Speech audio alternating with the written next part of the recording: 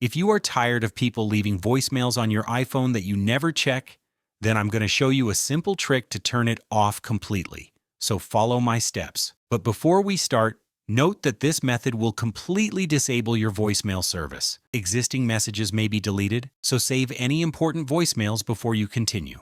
The first thing which I'm going to do is to open the settings on my iPhone and then go over to the Apps section at the bottom.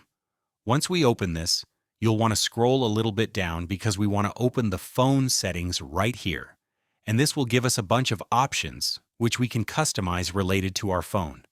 And a very important thing is to find the option called Live Voicemail. And you want to make sure that this switch is disabled or turned off.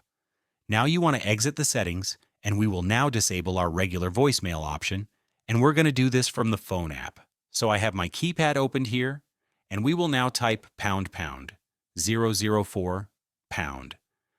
And once you tap the call button, you'll see this screen pop up.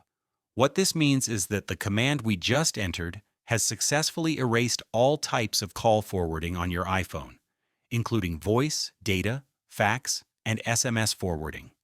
In other words, your phone is no longer forwarding any unanswered calls to your voicemail. So when someone tries to call you and you don't pick up, it will simply stop ringing without going to voicemail. You can now tap dismiss, and that's it. Voicemail is officially disabled on your iPhone.